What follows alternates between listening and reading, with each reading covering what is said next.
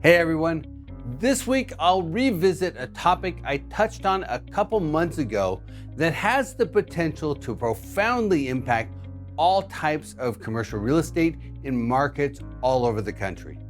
It's an evolving, longer-term trend that will likely play out over the next decade, but a significant milestone was just reached, and a significant event that could accelerate the evolution of this trend recently occurred.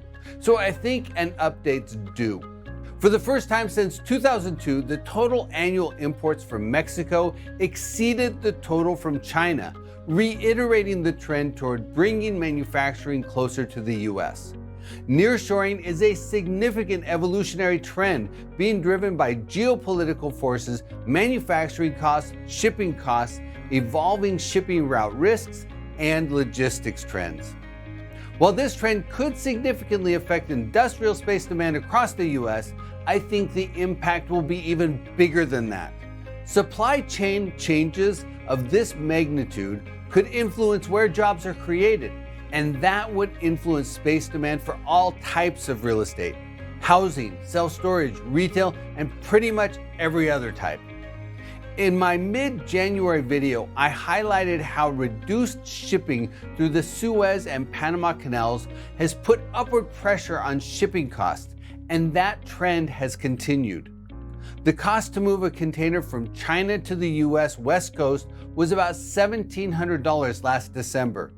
When I did the video in mid-January, the cost was above $2,700, and in February, the cost was up to $4,800 per container. That's a 184% increase, or a $3,100 gain per container in just 2 months.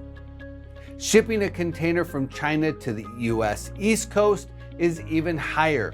It was about $6,700 in February, up by almost $4,200 since December. And those numbers are likely to go up even more following the February 18th Houthi missile strike on the British-owned Ruby Mar container ship in the Red Sea. If the Houthi rebels effectively shut down the Suez Canal to merchant traffic by driving up the insurance costs for ships to use the canal, then moving goods from Asia to the US will go up even more. Insurance costs for ships navigating the Red Sea have increased by 600 to 900% in just the last 2 months. And businesses are adding that math into their equations. In a survey last year, 42% of supply chain leaders said their company was taking action to nearshore production.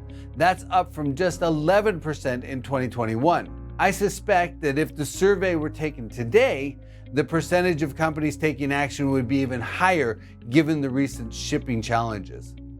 Ever since the pandemic, companies have been weighing the costs and the risks associated with shipping cargo halfway around the world to the US from China and Asian manufacturing hubs. And they've been comparing it to the cost of moving their manufacturing closer to the US. Both Canada and Mexico are prime options. Not only is putting cargo onto a truck or train and driving it to the US a lot cheaper than shipping it halfway around the world, but more importantly, supply chain resiliency and reliability may make the investment worthwhile. We're already seeing the changes in the shipping volume numbers. Comparing the first half of 2019 versus the first half of 2023, the most current data available, cross-border container traffic into Texas, Michigan, and Arizona are up significantly. Meanwhile, shipping traffic through West Coast ports, including Long Beach and Los Angeles, have gone down. Industrial property space demand shows the impact. Space absorption since the end of 2019 in Dallas-Fort Worth has topped 115 million square feet, followed by 89 million square foot gains in Atlanta and Houston. The Inland Empire filled 70 million additional square feet, followed by the substantially smaller Phoenix Metro that had 66 million square feet of space demand. I should also mention that San Antonio, a market with about 1/7 the industrial space of Dallas-Fort Worth, also had significant demand gains, absorbing 19 million square feet between 2019 and 2023. And Austin, which is even smaller with just 107 million square feet, absorbed 23 million square feet in that 4-year span. Now, as I mentioned at the beginning of the video, this will be a protracted process, likely spanning a decade or more. We're starting to see the impact on the industrial side, but this is likely just the beginning. The supply chain evolution will likely only gradually influence other property types.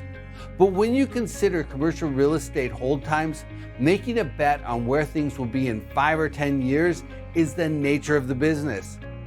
As always, investors need to keep their eyes on the horizon.